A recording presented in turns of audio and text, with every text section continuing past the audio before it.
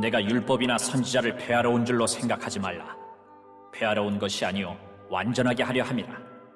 진실로 너희에게 이르노니 천지가 없어지기 전에는 율법의 1.1획도 결코 없어지지 아니하고 다 이루리라.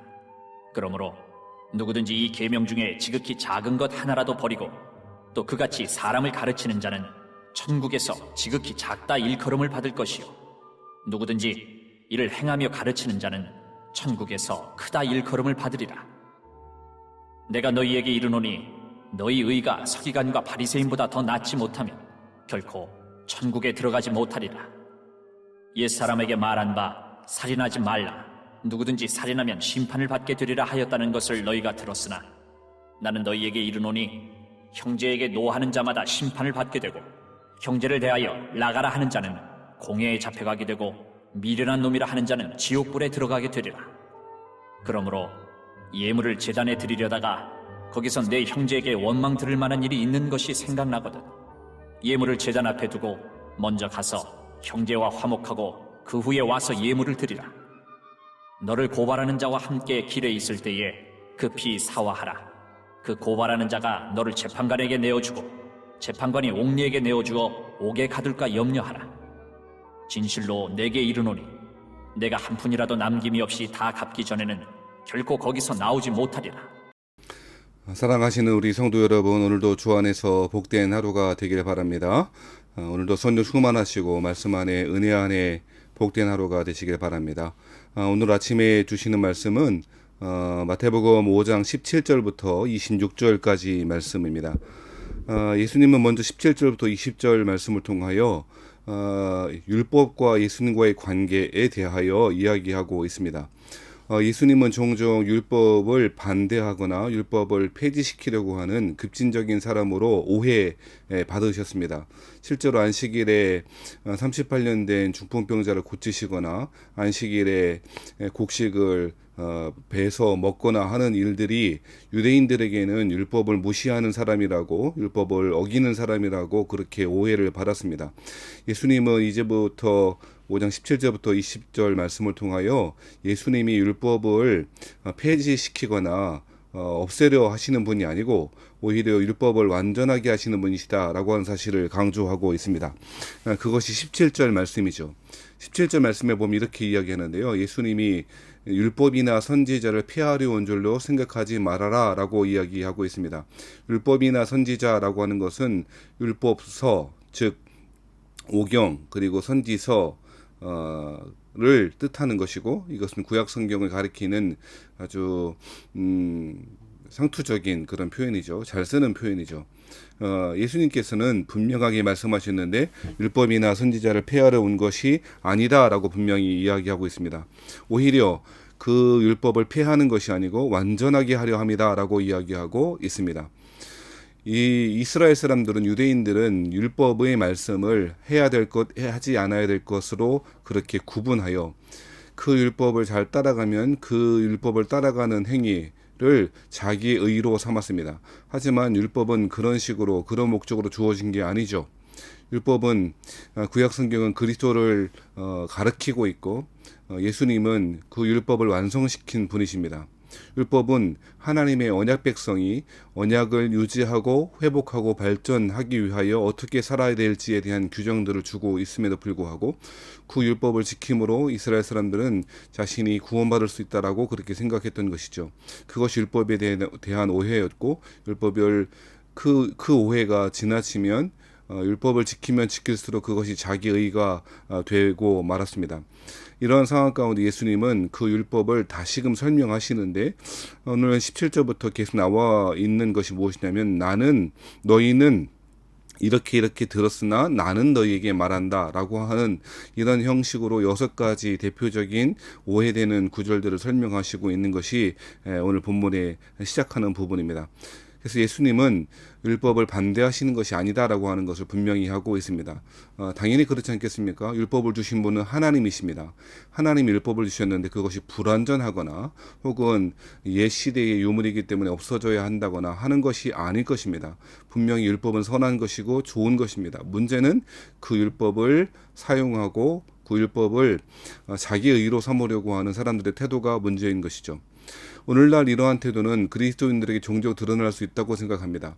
율법을 지키면 그것이 마치 자기의 의의가 되어 다른 사람을 비난하거나 판단하는 도구로 삼는 사람들이 있을 수가 있는 것입니다. 율법은 그런 식으로 다른 사람들을 판단하거나 비판하는 도구로 주어지지 않았다는 사실을 반드시 기억해야 할 것입니다. 예수님은 오해되고 곡해되고 잘못 해석되고 있는 이 율법의 규정들을 새롭게 그 말씀에 원래 율법이 주어졌던 그 의도에 따라 예수님 다시금 그 말씀을 제대로 해석해 주고 있는 것이죠.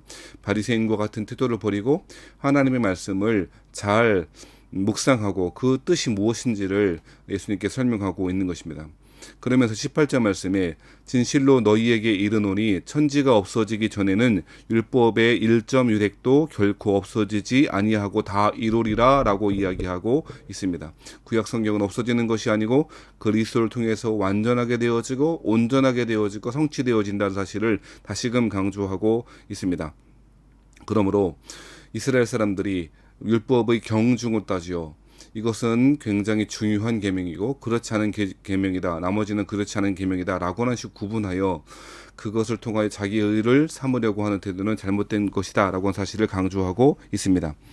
자, 특별히 그러면 누가 천국에서 큰 자인가? 이 율법을 행하며 가르치는 자가 천국에서 크다라고 그렇게 일컬음을 받을 것이다라고 이야기하고 있습니다. 말씀을 그저 자신의 의의를 드러내기 위한 수단으로 삼는 사람들이 아니라 오히려 이 말씀 그대로를 행하며 이 말씀을 실제로 가르치고 배우는 자들, 그런 사람들이 천국에서 크다 일컬음을 받을 것이다라고 19절 말씀에도 이야기합니다. 그러면서 예수님은 제자들에게 이렇게 이야기하시는데 너희의 의의가 서기관과 바리새인보다 더 낫지 못하면 결코 천국에 들어가지 못하리라 라고 이야기합니다. 20절의 말씀은 해석이 좀 필요한데요. 너희가 서기관들과 바리새인들보다 더 열심히 말씀을 지켜야 한다 라고 하는 의미가 아니고, 여러분 열심히 그 율법을 철저하게 지킨다고 해서 구원을 얻을 수 있겠습니까? 천국에 들어갈 수 있겠습니까?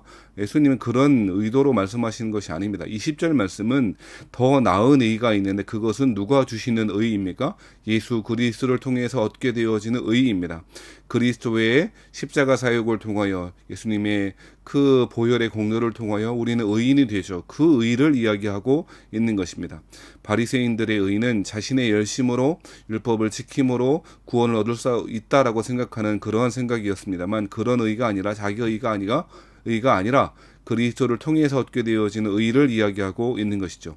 사랑하신 여러분, 오늘날 이러한 논쟁들은 현대에 와서도 그대로 진행되고 있는 것 같습니다.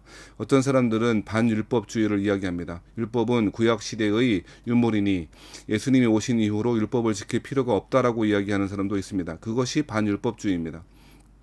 그리스도의 십자가의 사역을 강조하다 보니 율법과 복음을 아주 칼로 자르듯이 그렇게 명확하게 구분하여 옛 시대의 율법은 필요 없다라고 생각하는 것입니다. 그것이 반율법주의입니다.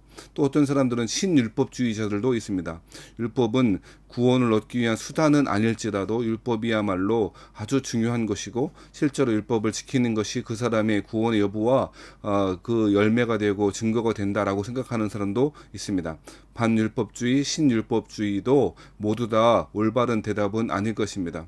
우리는 그리스도를 통하여 구원을 얻습니다. 그리고 그 구원 얻은 새 언약 백성들은 하나님께서 주신 언약의 말씀을 소중히 여기고 구원 얻기 위해서가 아니고 그 말씀을 실제로 감사함으로 그것이 우리에게 행복이 되어짐으로 지키는 것이죠. 하나님의 말씀은 신자들의, 하나님 백성들의 행복을 위해서 주어졌다라고 분명히 성경에서 이야기하고 있지 않습니까? 사랑하신 여러분, 예수님의 말씀을 오늘도 귀 기울여 들으십시다. 하나님의 말씀은 행하며 가르치는 자가 바로 크다 일컬음을 받을 것이고, 바로 그리스도를 통해서 얻게 된 의를 가지고 하나님의 말씀을 감사함으로 기쁨으로 그것이 나에게 행복이 됨을 알고 실제적으로 그것을 지키며 행하는 그런 하나님의 백성들, 제자들이 되시기를 바랍니다. 자, 이제 6가지의 율법에 관한 문제들을 예수님께서 새롭게 혹은 제대로 해석해 주시는데요. 첫 번째 해석이 21절부터 26절에 나와 있습니다. 어떠한 계명을 가지고 설명하시냐면 살인하지 말라라고 하는 계명을 가지고 이야기합니다. 구약 성경은 살인하는 자 그리고 고의로 살인하는 자는 반드시 죽이라라고 하는 것이 신명기 법전 아닙니까? 그것은 예수님 그 계명을 예수님은 더욱 혁명적으로 더 폭발적으로 강화하시고 계십니다.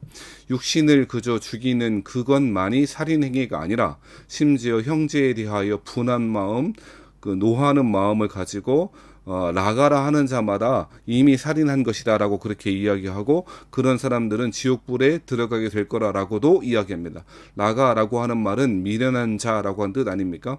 형제에 대해서 분노를 가지고 미워하는 마음을 가지고 그렇게 욕하는 자들 이런 사람들은 하나님의 백성이 아닐 것이다 라고 이야기하고 있는 것입니다. 실제로 예수님께서 팔복을 이야기하시면서 마태복음 5장 9절 말씀에 화평케 하는 자가 복이 있나니 그들이 하나님의 아들이라 일컬음을 받을 것이요 라고 이야기하지 않았습니까? 하나님과의 샬롬을 이룬 사람은 이웃과의 샬롬이 자연스럽게 드러나는 것이고 그것이야말로 하나님 백성됨의 특징 아니겠냐라고 그렇게 설명했지 않습니까? 그런데 하나님과 샬롬을 이룬 사람들이 형제를 미워하고 시기하고 비판하고 그렇게 한다? 분노한다? 라고 하는 것은 있을 수 없는 일 아니겠냐라고 이야기하고 있는 것입니다. 그러면서 예를 들어서 예물을 제단에 드리러 가다가 거기서 형제에게 원망 들을 만한 일이 있다는 것이 생각나면은 어떻게 하라고 이야기하죠? 예물을 제단 앞에 두고 먼저 가서 형제와 화목하고 그 후에 와서 예물을 드리라 라고 이야기합니다. 굉장히 혁명적인 예수님의 이야기 아닙니까? 하나님과의 관계가 우선이다 라고 말하는데요. 예수님은 정반대로 이야기합니다. 그렇지 않다. 하나님과의 관계가 올바른 관계 샬롬이 이루어진 사람이 어떻게 형제에 대하여 분노를 살 만한 일을 하거나 그렇게 형제를 미워할 수가 있냐. 그 사람이 어떻게 하나님 백성일 수 있냐. 그러지 말고 형제와 관계를 화목하고 하는 것이 바로 하나님께 나아가는 길이다라고 그렇게 이야기하고 있는 것이죠. 사랑하신 여러분, 누군가를 형제를 자매를 비난하고 비판하고 판단하고 원망하고 정죄하는 것 그것은 그 내 마음이 일어날 수는 있지요. 그럴 가능성이 있습니다만 그것이 루토의 표현처럼 그 분노의 마음, 비판하는 질시하는 질투하는 마음이 내 머리 꼭대기에 새가 새 집을 짓듯이 내 마음에 자리 잡게 해서는 안 될 것입니다. 그것이 바로 하나님의 백성들 제자의 길이라고도 이야기하고 있는 것이죠. 사랑하신 여러분, 예수님은 율법을 폐하시는 분이 아닙니다. 반율법주의적인 생각을 가지고 있는 분들은 잘못된 것입니다. 오히려 율법은 새 언약 백성들이 따라가야 될 하나님이 우리에게 언약 백성들에게 주신 행복을 위하여 주시는 말씀임을 믿고 그 말씀을 주여로 묵상하는 자가 그 말씀을 행하는 자가 그 말씀을 가르치는 자가 그 말씀을 제대로 듣는 자가 그 사람이 바로 복 있는 사람임을 알고 오늘도 한마디의 말씀을 들었다면 그 한마디의 말씀을 따라가려고 힘쓰시고 애쓰시는 여러분 되길 바랍니다. 하나님의 성령께서 우리 주님의 성령께서 우리 마음 가운데 감화감동하셔서 주의 말씀을 깨닫게 하시고 그 말씀을 따라가게 하시는 은혜가 저에게도 여러분에게도 있기를 주의 이름으로 축원합니다. 오늘도 이 말씀으로 승리하시는 하루가 되시기를 바랍니다.